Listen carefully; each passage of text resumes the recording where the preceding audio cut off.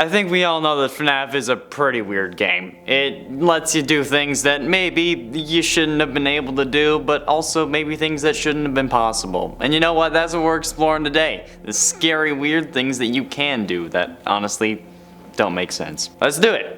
And at 10, grand larceny. Okay, so stealing a boatload of trinkets, that's fine. Assuming that Fazer Entertainment has insurance, which I'm assuming that they must. But we as Gregory, however, in security breach, still commit grand larceny on top of stealing everything else that we do, which is seen typically as stealing anything with a combined value of 400 or more, or something that would cost over $400 to replace in a reasonable amount of time. If we ignore the 87 collectible prize boxes found throughout the game, which would probably easily equal to $400 in revenue, Gregory steals Freddy at the end of the game. In multiple endings, Freddy and Gregory leave without a care in the world, including the canon ending. And before you say, like, Connor, I'm calling BS, Freddy chose to leave with Gregory in those endings. Freddy's a freaking animatronic robot. He physically cannot make that choice. He doesn't get to make a choice. He is property of Fazer Entertainment. He is not a living being. He has no rights. He is an object in the most literal sense of the word. It doesn't matter if he's an AI. That's it, okay? I mean, Freddy doesn't consent to Gregory climbing inside of him for the first time. Anyway, so if you're mad about that, be mad at Gregory still. So, in theory, okay, if you want to use that argument, Gregory should be getting charged with a whole lot more than just grand larceny. And if you're telling me that you don't think replacing Freddy in a reasonable amount of time would cost less than $400, I need you to leave, okay? Actually don't, because we need the watch time. He's the most expensive one, okay? I'm sure of it. And at 9, Disassemble. In the Fazer Blast ending for Fnaf Security Breach, the one, you know, where you push the button instead of playing Princess Quest 3, Gregory actually orders the robots to disassemble Vanny, which in turn means that they tear her limb from limb. Gregory being willing to kill Vanny is messed up. However, it's lucky that these staff bots even understood that command, because Vanny is a human, not something that's typically seen as capable of disassembly. Okay, when a serial killer hacks up a body, the police don't say the victim was disassembled, okay? They say that they were dismembered. Gregory kills Vanny, and then he only gets emotional about it when he goes to talk to his destroyed Freddy, okay? Like, dude, Vanny is literally bleeding out mere feet from you. Couldn't you have just said, like, stop Vanny or restrain Vanny? Like, why'd you have to say freaking disassemble? I get that she said that about Freddy, okay, and that it's fresh in your mind, but dude, you're not panicking about literally anything else in this ending, and the only reason you have tears in your eyes when you're saying this is because Freddy's been destroyed. So just say something else that doesn't involve a human dying, okay? If the robots hadn't have understood that command because, you know, humans aren't disassembled, then Gregory would be dead, pretty much, okay? Vanny would have gotten him. It worked on Freddy because robots can be disassembled, because, you know, they get assembled in the first place. But I am going to start calling pregnancy assembling a human now, so that's fun. All the protesters, I'm gonna be saying that they're just advocating for human assembly.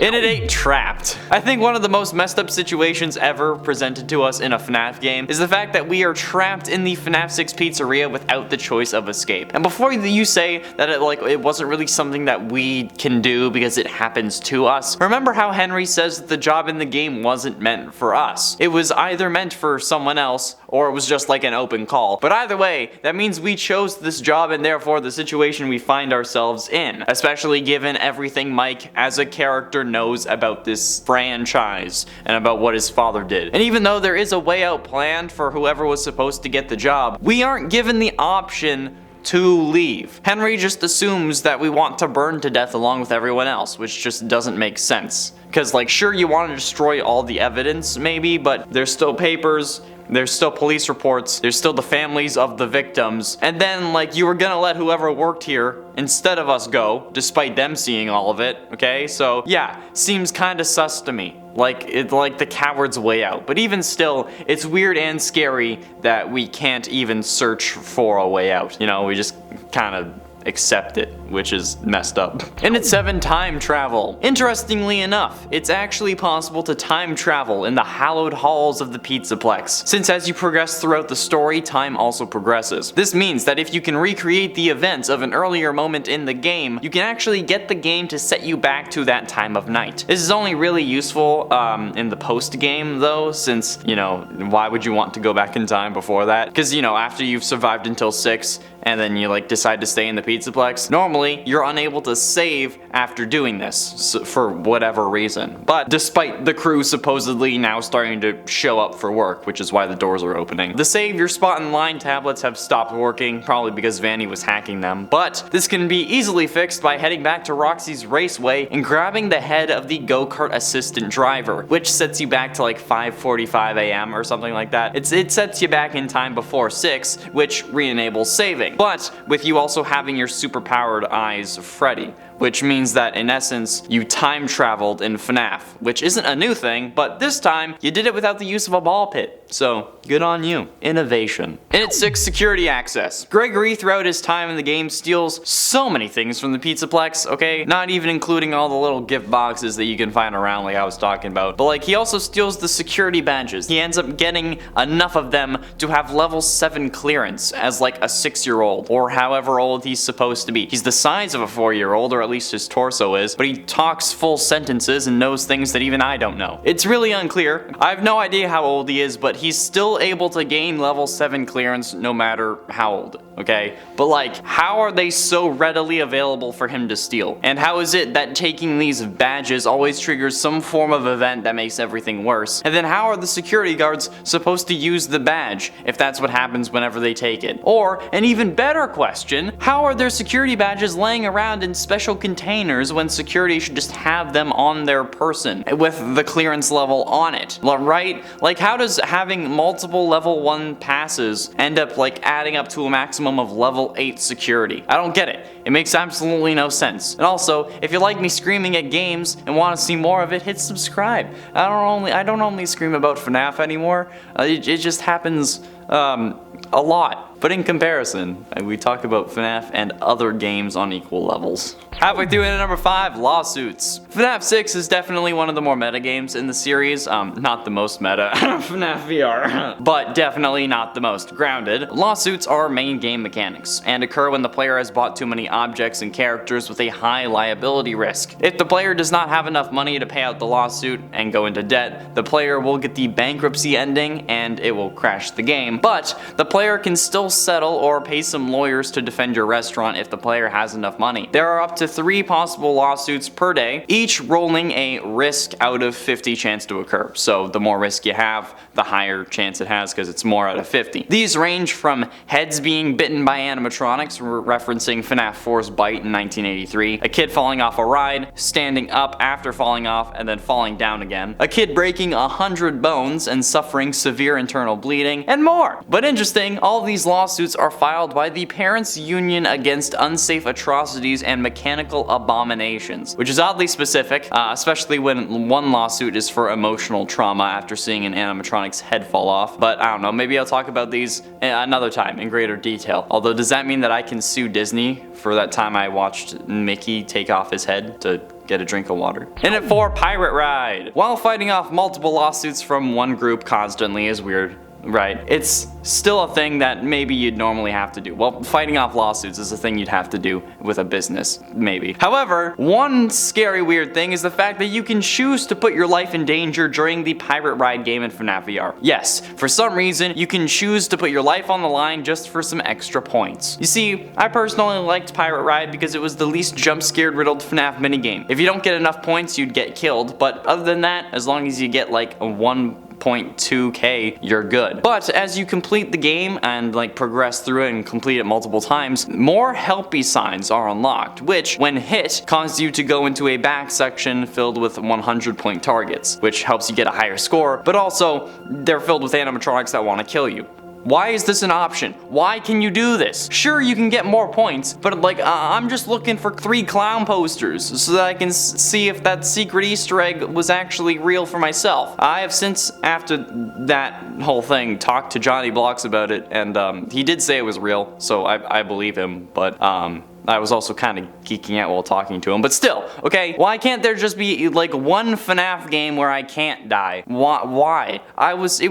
It was a ride. It was a kid's ride. And they're like, oh yeah, here's death. Getting close to the end of number 3, Fazer Blaster. Is it just me, or is a place like the Pizzaplex just giving away a golden version of their laser gun totally far-fetched? Because that's the story that we're supposed to be believing when we get the Fazer Blaster after winning that game, if you choose to go that way and not towards Monty Golf. The winning the game was essential in that part of the story because it was the only way to obtain the prize of the Fazer Blaster that you can then turn around and shoot people with. And when you do shoot people, they have a reaction no matter where you shoot them, okay? As seen in the video, What If You Shoot Vanessa, right here on YouTube, which essentially means that this thing is like a laser beam taser. And I don't think that I should have to explain why that's a bad idea and why giving it to kids is a bad idea. Giving it to me would be bad enough, but giving it to a child who can't deal with consequences? Oh man. Why is, like, I don't get it. Why are you giving away a laser taser, but also one that when shot disables your main feature animatronics? That seems just like literally the worst idea you could think of, almost as if they've never learned. Penultimately, into number 2, can't quit. One of the scariest things you can't do, I guess, is ever quit these horrifying jobs. Like seriously, okay, I get for the story we can't quit, but are you telling me that this guy, even when we play as Jeremy in Fnaf 2, who wasn't Mike, can't quit the job that is paying us minimum wage, where our lives are constantly in danger, where we have no support, no benefits, and in the case of Fnaf 1, the building has limited power and no emergency exit? A job where people have been crushed in supposed to be safe suits, where a serial killer was the CEO, where they have animatronics being compared to rotting corpses, and where their locations have burned down multiple times and employees get their frontal lobes bitten off and then are only compensated with day shift. Why can't we quit? And don't say story, okay? Because honestly, Mike should have quit going to Circus Baby's rental after he figured out that she was her sister, okay? Because there was no other reason to go down there aside from learning that information. And finally, into number 1, speedruns. Just the fact that we can speedrun these games is also kind of nuts when you think about it. Like, sure, you can't really speedrun Fnaf 1 to 8 because you can't really make them go any faster. They're timed. But there are strategies that make the game way easier and something that you don't even really need to handle. That thing, like being Foxy, you can just open the camera and you're safe. But you can speedrun Security Breach, which I think is the most mind-boggling one, because that actually ends up breaking time itself. I mean, Security Breach's story breaks time already, like I said in number 10, but I can also sit in the corner in-game for 10 real hours, but in-game it would only be a few seconds or minutes, since time only progresses as you get through milestones in the story. But that also means that speedrunning, especially when you do the one that just lets you skip to an ending, means that you go from 12 AM to 6 AM instantly. Which means that everything else is moving extremely slow if we want it to make sense with the time frame. But either way, what the absolute speedrunning literally breaks time. And speaking of breaking time, if you want time to fly by, be sure you click the video that's about to pop up on your screen. Thanks for watching. Get it because it's fun. Time flies when you're having fun.